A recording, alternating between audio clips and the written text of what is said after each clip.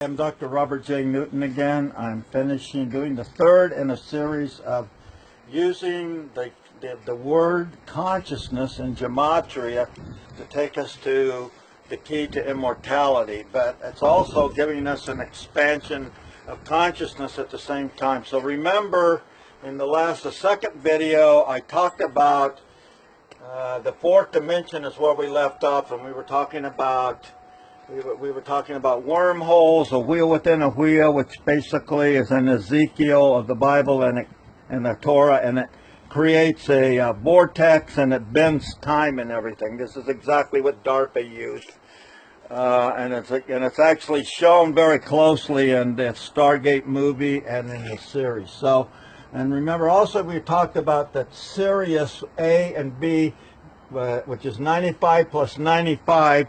Gives us 190, which also just happens to be, coincidentally, hardly, the fourth dimension. So this might lead us to investigate the Syrian civilization to learn more about consciousness, immortality, and immortality techniques, since this is at least a four-dimensional twin planet, and most likely, I'm very positive, it's evolved to the fifth dimension, if not even to the ninth, or even higher. But that's a whole nother talk that's really cool in and of itself.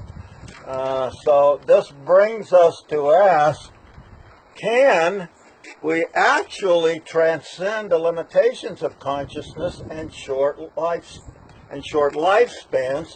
in the third dimension? And in fact, there's some keys to this in Valerie P. Contradas in the Geometry of a Uniform Field, which gives us a clue.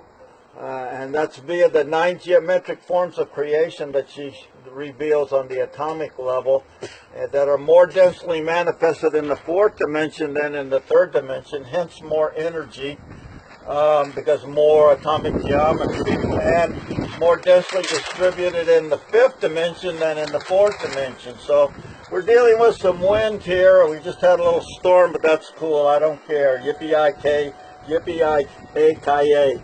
So then we want to ask, how do we get ourselves out of the third or the third dimension into the fourth dimension and into the fifth dimension? And the fourth and fifth dimension consciousness, at least the fourth dimension consciousness, is related to alpha brainwave of a basic meditation in 7 to 13 hertz, corresponding again to the fourth dimension and 190. And we have studies, including one I know personally, I know the people that did it, by the University of Northern Arizona study, and it shows definitely basic meditation showing alpha waves in 7 to 13, and deeper meditation showing brain waves in 4 to 7. So once again, so we have deeper meditation, which is also part of the immortality techniques, such as Kriya Kundalini Pranayam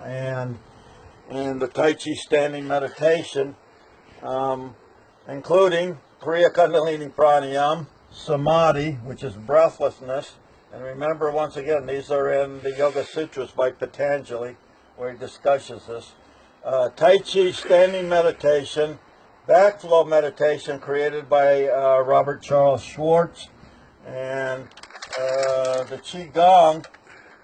All these elicit theta brainwaves at 4 to 7 hertz related to the fifth dimension, which just happens to be 151. So there's all kinds of other cool words related with this 151. So let's let's go back to 190 and do some more. Then in the next video, I'm going to go more into 151. That's when the stuff gets super cool, at least to me. We can also investigate more immortality techniques in the Phoenix of 190 in the fourth dimension. As we talked about that, one of the things we listed before. And the bird of the Phoenix comes in at 091, which is commensurate with 190. It's a mirror, an inverse, and is consumed, and the Phoenix is consumed in the flame fire and then reconstituted into an immortal form, such as is found in the intelligent cosmic vibration of the Bhagavad Gita, consisting So that this fire consists of yagna, which is fire, agna, which is light, and om, the sound of creation.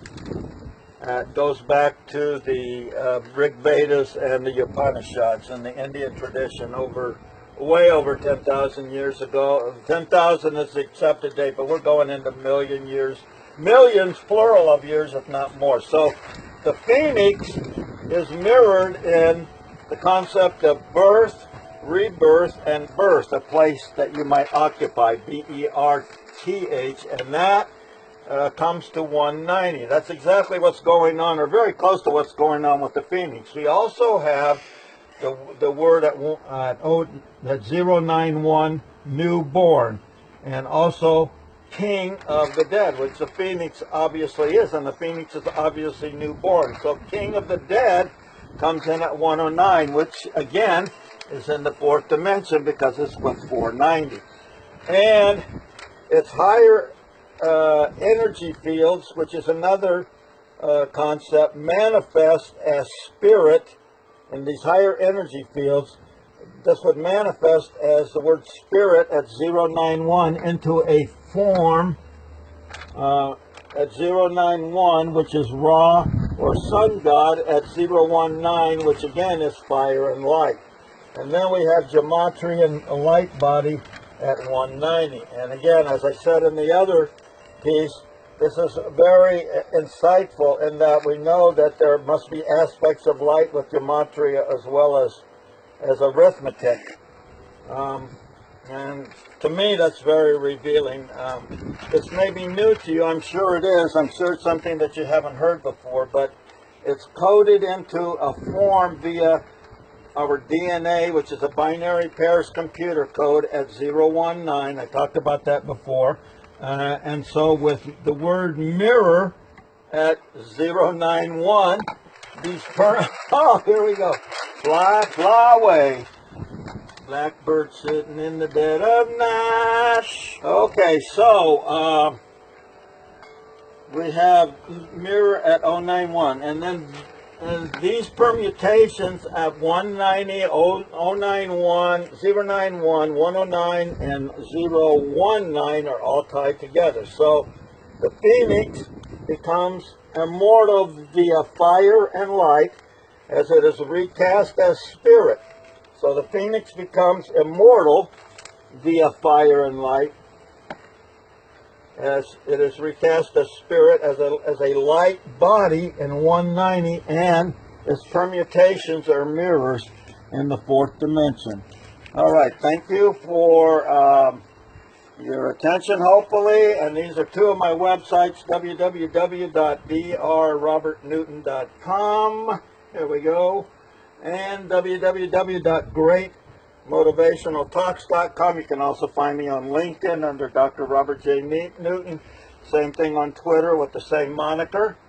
I'm also on Facebook, Robert Newton. I also have many other pages on Facebook, including Dr. Robert J. Newton, author. So thanks for your time, and I think you'll find this interesting. I have one more video to film for this series. Namaste.